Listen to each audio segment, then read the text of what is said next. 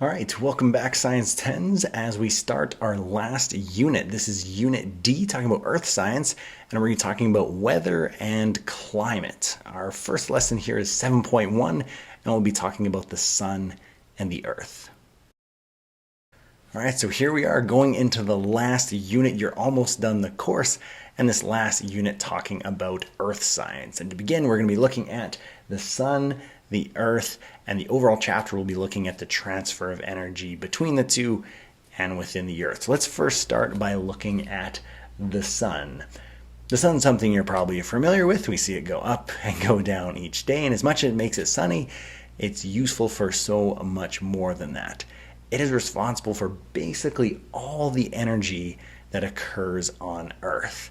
So let's take a look at some examples for how we get energy from the sun. So maybe one of the most obvious ones would be that to make electricity, you could use a solar panel. Not too much to trace back here. We have the energy from the sun, hits the solar panel, and we get electricity. Okay, probably pretty intuitive, but let's trace back some other energy generation methods and see if that could be traced back to the sun as well. Let's start with wind. Turning a wind turbine spins a turbine, which is basically a magnet relative to a coil of wire. We talked about that in the previous chapter. Makes electricity. Okay, so where do we get the movement of the wind turbine from? Well, it's from the wind. What gives the wind its energy to move? Well, it usually has to do with areas of hot air and cold air, and that they convect and start moving. What's going to heat up the air is going to be the sun. So wind energy can also be traced back to the sun driving the wind and driving those convection currents. Let's look at another way to make electricity. How about hydro? Hydro comes from a dam where water is going to flow past a turbine. Just another way to spin a magnet relative to a coil of wire, and we get electricity. But in this case, where does the water get its energy from? Well, it's up high with potential gravitational. It flows down, we get the electricity. But the water eventually is going to have to go back up again and keep cycling through to keep powering this flow of water. So what's going to raise the water back up? Well, it's going to be when we get evaporation and then precipitation of the rain falling down. What's going to heat it up to evaporate it? The sun as well. The sun drives the water cycle, and the water cycle is what we're harnessing for hydroelectricity. So even hydro could be traced back to the sun's energy.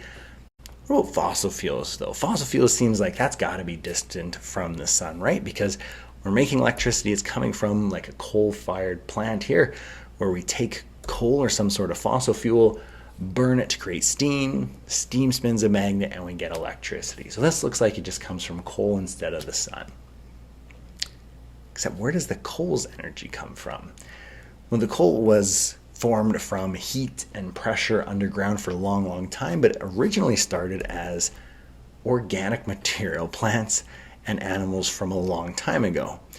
So where did they get their energy? Well, the animals came from eating plants, and the plants got their energy from, you guessed it, the sun as well. So even things like gasoline and oil and coal get their energy back eventually from the sun. So even your car might take gasoline.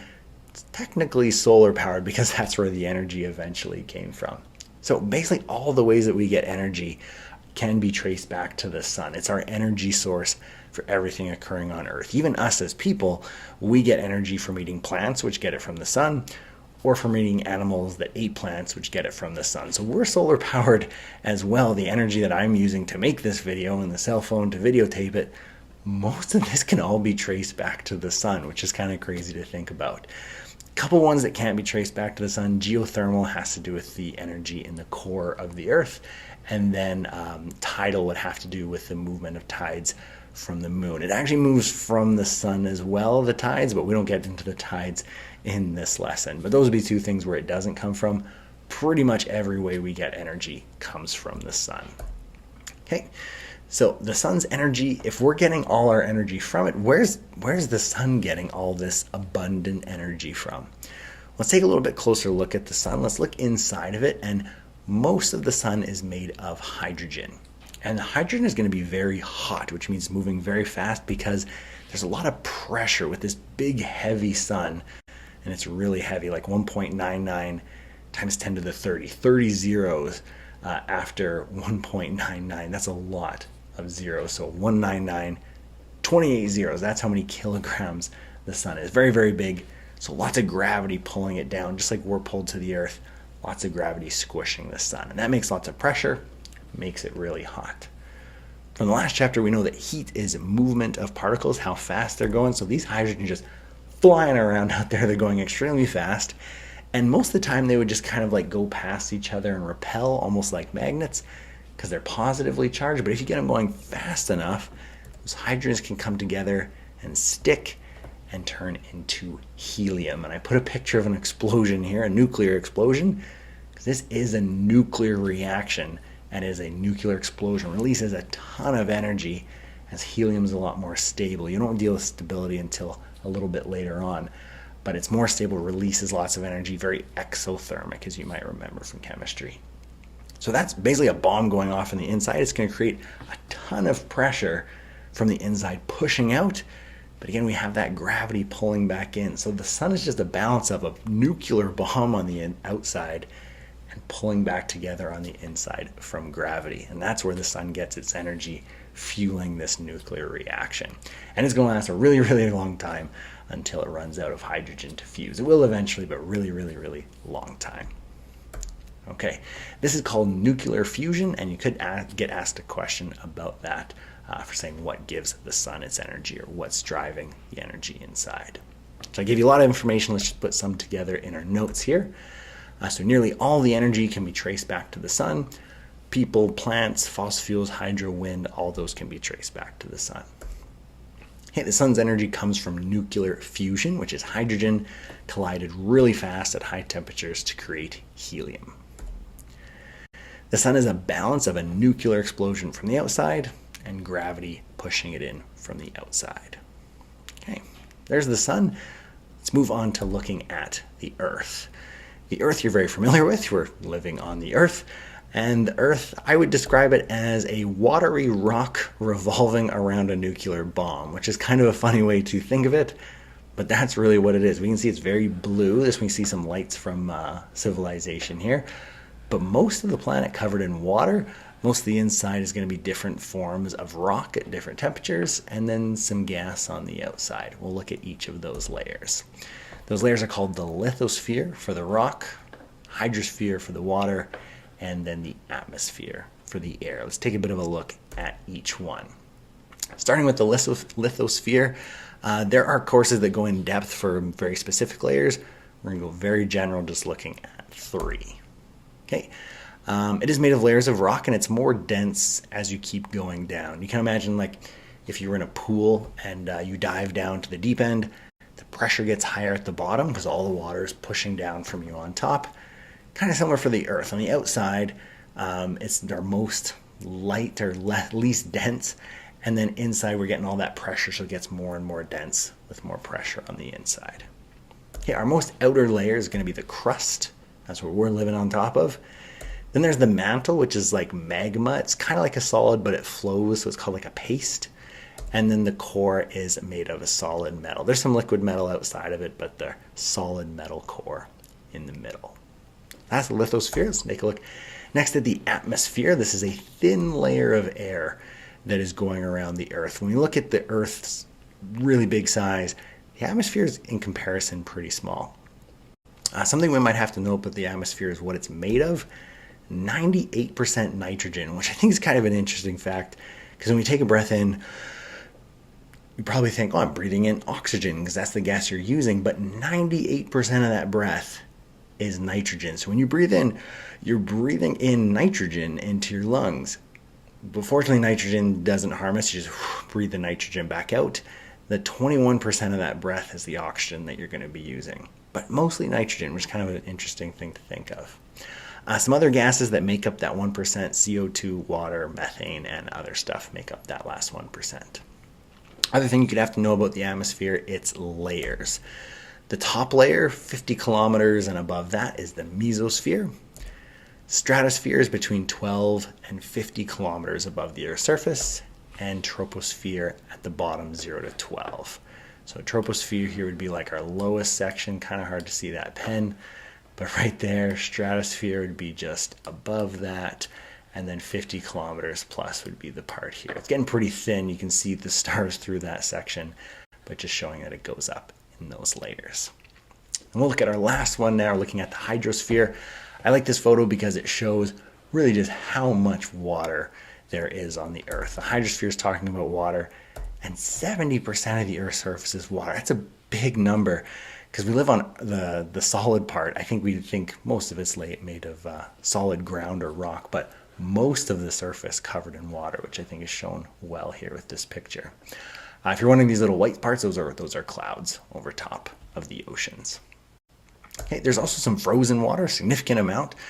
Frozen water is called the cryosphere, and we can see a glacier here, large amount of it frozen, which is going to have an effect here with all this liquid water and all this solid water. How it interacts with energy, how much it takes to melt or evaporate is going to affect weather and climate a lot. So this is kind of our base information before we talk about weather and climate there. And I mentioned energy. We're going to talk about that next, the energy that goes towards the Earth from the sun. So we said the sun is our energy source. Now we're going to talk about what's called the radiation budget, how much energy comes in, how much goes out, and what happens to it during that time.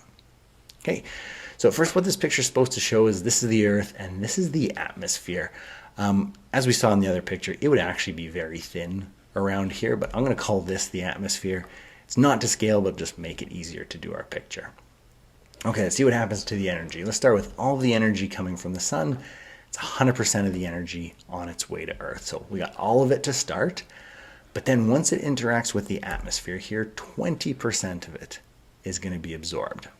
Okay, gases in there that it's going to absorb the heat. We'll talk about that later on which gases do that and the effects.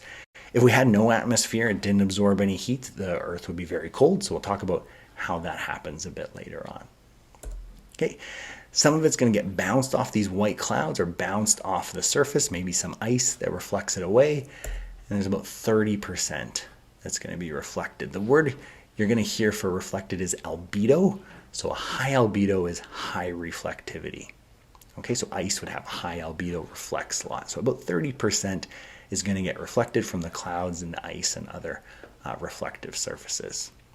So that means this other number here, 50%, only half of this incoming energy is going to get absorbed by the Earth. And the rest of the chapter will talk about how it spreads around and affects our temperature. But right now we're going to say, well, what happens to that 50%? Does it just keep heating up the Earth? Well, it does keep it at a warm temperature, but eventually that energy is just going to radiate away. Kind of think of if you had a hot cup of coffee on a cold day, it's going to eventually cool down and lose its energy to the cold air. We'll talk about heat transfer a bit later, but just radiates that energy away, kind of like this warm Earth in very cold space will radiate its energy away. Right? Similar to almost if you were near a fire, you don't have to put your hand in the fire to know it's hot. You can feel the heat being radiated from it. So heat being radiated away from the Earth. Okay, so that 20% that was in the clouds or in the atmosphere radiated, and the 50% that was in the Earth getting radiated as well.